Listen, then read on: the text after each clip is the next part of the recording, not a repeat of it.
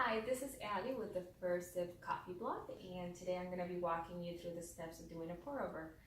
First, let's go through some of the tools that you'll need in order to be able to do this type of brewing style. First, you'll need a kettle. I have a kettle specific for pour overs. They have a thinner spout, so it helps you control water as you go. You can feel free to use an electric kettle or a stub kettle, but the spout on those tend to be a little bit bigger, so it might be a little bit harder to control the water flow. Of course, your coffee. You'll need that grinded to about the coarseness of sea salt, so just make sure you have that ready to go. Another tool that will be helpful is having the V60 Hario. These two usually are sold as a kit, so you can go ahead and place that on top of it and pour your coffee directly into this. Nowadays they have this pour over drippers everywhere, and a lot of people, what they end up doing at home is just pouring it directly on top of your mug. You can feel free to do that. I like having the ability of using this because it honestly just looks kind of cool when you're doing your brewing. Okay, so in order to start, you're gonna have to bring some water to a boil, and that's about 200 degrees Fahrenheit. The kettle that I have actually has a thermometer at the top, so it helps me know when it's already there, but technically as soon as the water comes to a boil, it should be about the right temperature. To start, you're gonna need a number 2 filter.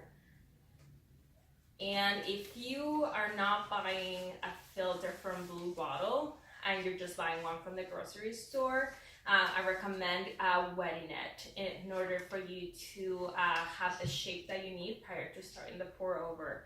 So go ahead and place the filter inside that pour over dripper. And you are just going to pour some water. Once you've done that, go ahead and just put your either your mug or the Hario V60 on top of your foot scale, and then place the dripper on top as well. So for what we're going to be doing today, we're going to be needing about 30 grams of grounded coffee. You can go ahead and just measure it right on top of the food scale. So let's go ahead and do that. So I have this set to grams, and I'm just going to put enough here that brings me to 30 grams worth of coffee.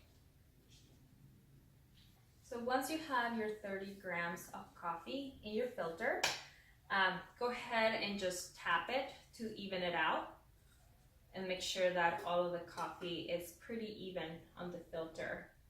The next step is going to be to start pouring the water. You want to do that as slow as possible and starting from the outside inward. So just work your way in as you're pouring. Again, that's why these thinner spouts are a little bit easier to work with when it comes to this. So on your food scale, you're still going to have the number 30, and then we're going to want to pour enough water to bring that up to equal 60 grams.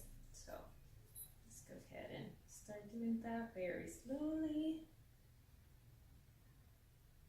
And we're working our way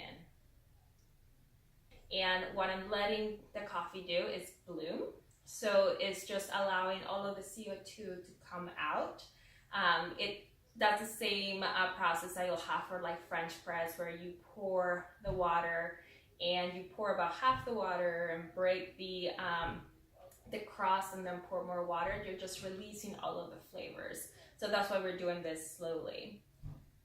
The next pour is going to be 90 grams of liquid. So again, just work outward, inward. And do that as slowly as you can.